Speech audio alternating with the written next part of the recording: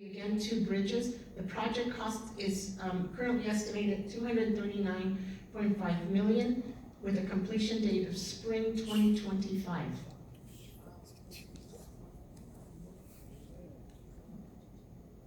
This is another view of the project, view of the northeast corner. That green area that you see there at the northeast corner is currently the project offices. It is an existing building that was not demolished, but may be demolished in the future due to the setback with the permanent easement for the road. This is a south of Gale looking north, and what you see there is the railroad bridge, as well as what will be a pedestrian bridge across Fullerton, and then on both sides of, next to what used to be the Jack in the Box, and on that green area that I talked about earlier, that is, they'll have ramps and pedestrian ramps that lead to that overpass bridge. This is what, the last time we were here, this is kind of the picture that you saw for December. The focus of the work was what we call the shoe fly, which is the temporary track. The trains have to continue. One thing with UP is you can never interrupt their business, and that's basically what happened is we had to construct a temporary track so that we could demolish the old one and start building the bridge. So what you will see progressively is this is sort of the start back in December, so that the temporary shoe fly could be constructed. And that's on the right hand, that's the temporary shoe, on the right hand you'll see is the temporary shoe fly. The one on the left is the one that will be, that'll be the permanent bridge.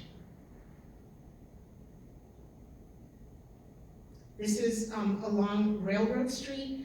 With all, with UP, its new standards require that you maintain a certain distance and safety protocol. So what you see there is K-rail being installed along that temporary shoe fly or railroad track in order to allow the train the necessary safety space between the road and the railroad right-of-way. So what you see is that gravel area is considered part of the railroad right-of-way, and that area has to be protected during construction.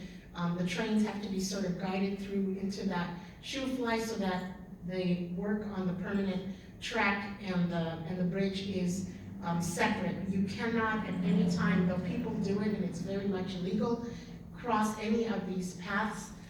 We, even as the agency and its workers, contract and its laborers, cannot cross any path of this without what is called a flagman or a flag person.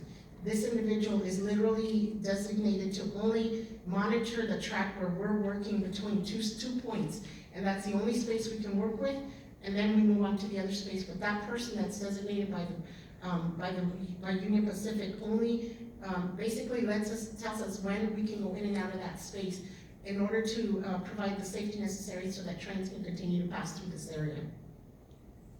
And what you see is literally the trains passing on that shoe fly, the temporary shoe fly. The next sort of stage that we will be doing is under what is the property at Leon Road. That, now we have several stages ongoing. It's not only one stage at a time, and that's what I'm hoping you'll get from the presentation. But the next stage we're adding to the work, since the shoe fly is complete, is the work at the parking lot there at Leon Road. That area too will be, remember, that it'll be one east or west direction. So what we have to build there is retaining walls and then a path for them to get into their building from Fullerton Road. And so you'll start seeing that formation. They will look elevated like what the bank looks like now in all the four corners of Gale. They'll look like they're far up because we'll be digging to put the roadway underneath. The other, back in January, and we sent out a notice that we were going to be starting the North Fullerton work. This is at Roland, San Jose, Fullerton intersection. And what we're doing there is actually widening the road. So we've taken a portion of the FedEx property there, and there will be a right turn designation onto Fullerton.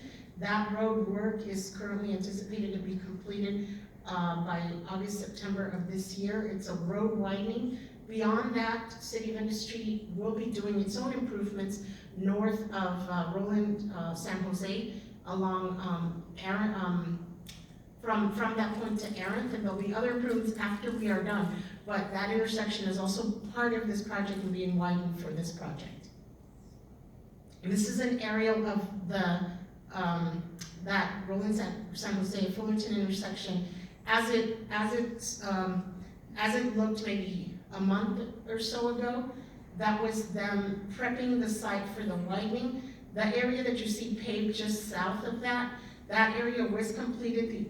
There's a portion of sidewalk that remains closer to the underpass, but that area has its sidewalks, and they'll be doing some further final improvements once they complete this intersection. And once September comes around, this portion of the project will be completed, so you'll see the widening effect that you've seen at Gale. The same approach has been taken for that intersection. And this is just a visual of just the immensity. So right now, traffic along Roland San Jose is in one lane in each direction with no access north of Arendt, as there is some improvements for that widening. That a lot of it has to do with turning spaces as well as safety and what is allowed in terms of city policy and road work.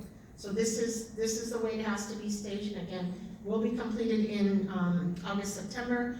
And I say August, September because I'll show you in a few slides later just the impact of the weather on the project. This is looking north. Again, those properties there, the corners, they're permanent easements that are bought out by the agency for purposes of the project. So those corners will be repaved, and you'll see both gutters and sidewalks along that will be reinstalled back into this project. Now, before the project, the sidewalks didn't extend all the way out there, so it actually provides a secondary improvement in the area, as well as obviously the widening that's necessary to add the lanes both north and south along Fullerton. So this is a picture of what happened during, and we were kind of lucky. The problem is you either have to pump it out or wait till it saturates, and then you go in and you treat the area, but you can't work on it while it's this wet. But these were some of the conditions, and typically what this does is it does set the schedule back, but we calculate rain days. No one was expecting this kind of storm, so that adds a little twist, but we always go back to the schedule. The schedule is adjusted every quarter to make sure that there's ways to buy some days or buy some time so that we can continue to push to complete the project as we've planned. But this is basically what it looked like. So it took a few weeks before they could actually go back in there. And there are processes like at Fairway, they treat the site with lime, but that still does require a certain number of days before the area is deemed physically workable, and the workers can actually go back in there. It's for safety as well as stability of the soils. This is another phase of the project that's also in the process of being completed. This is the goal for completion of this is June of this year, and that's that corner. It's sort of, as far as Fullerton Gale is concerned, it's the northwest corner. That's the old Jack in the Box building, and we've had to return the property to its original condition, obviously with the improvements.